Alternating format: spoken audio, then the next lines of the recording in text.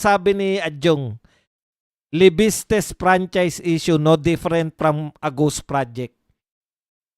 Hindi, no? Okay. Inihalin tulad ni Adjong sa ghost project yung Leandro Libiste franchise. Okay. Kaya sabi, ito po, abandoning obligation after securing such authority could be viewed as akin to a ghost project. Okay, total, inukumpara mo sa ghost project ng flood control.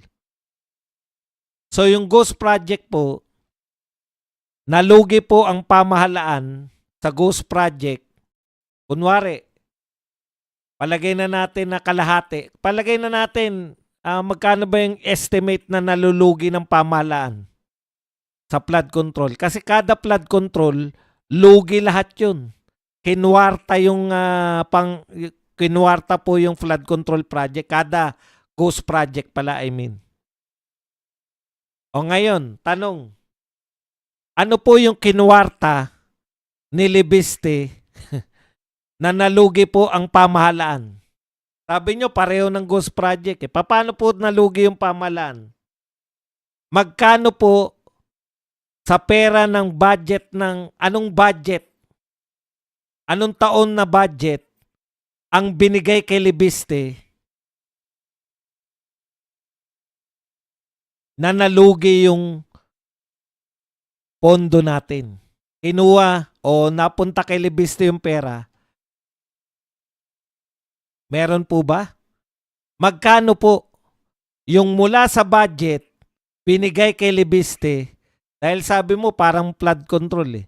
Parang ghost project ng flood control. Okay, ikalawa. Ilan po ang namatay dahil si Libiste ay may franchise ng solar power?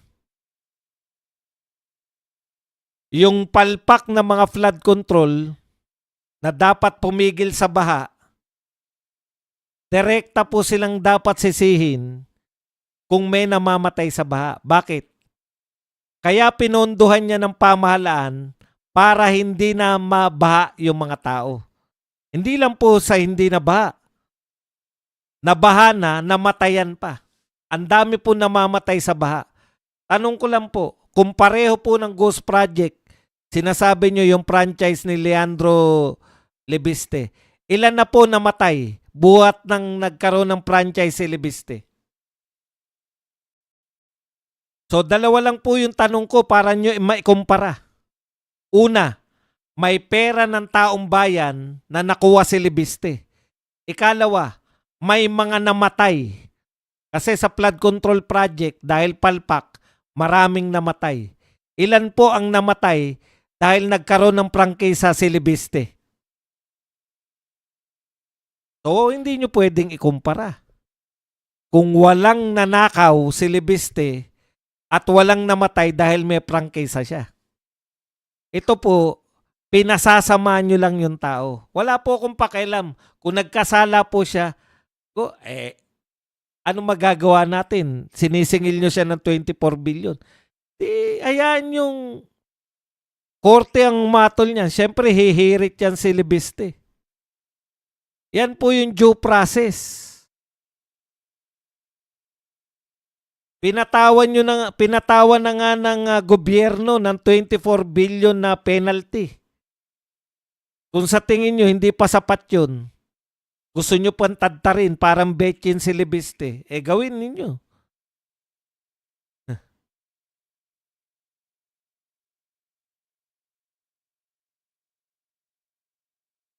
Ikaw naman, RD Exile, oh. Napaka-OA mo naman. Sabihin mo lang mali ka, Bads. O kung mali ako, di tinatanggap ko. Ang problema sa inyo, pwede po magkamali dahil tayo'y tao.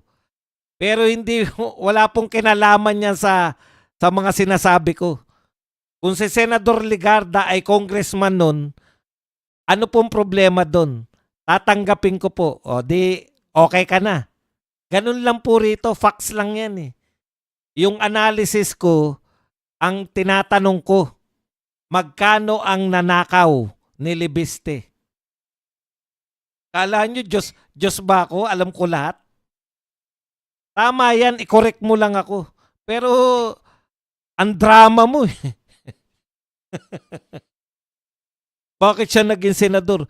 Hindi siya senador, tapos. Wala pong masyadong usapin dyan.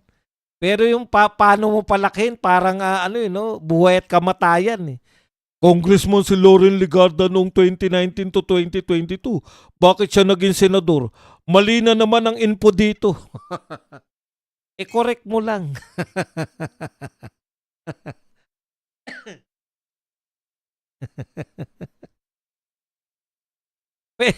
Pwede namang itama yung mga facts. Huwag kang over-dramatic.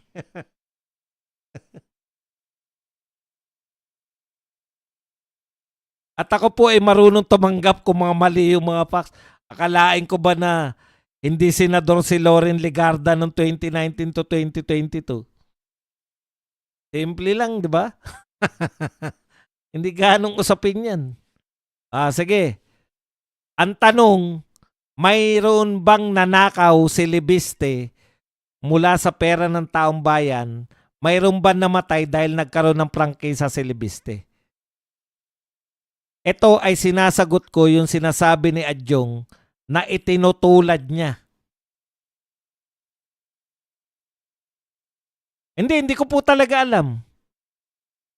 Matatandaan ko ba na hindi senador si Loren Legarda? Okay lang yun.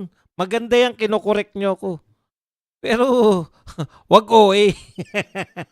Sabihin mo lang, boss, mukhang mali ka. Mukhang si Loren ay congressman lang.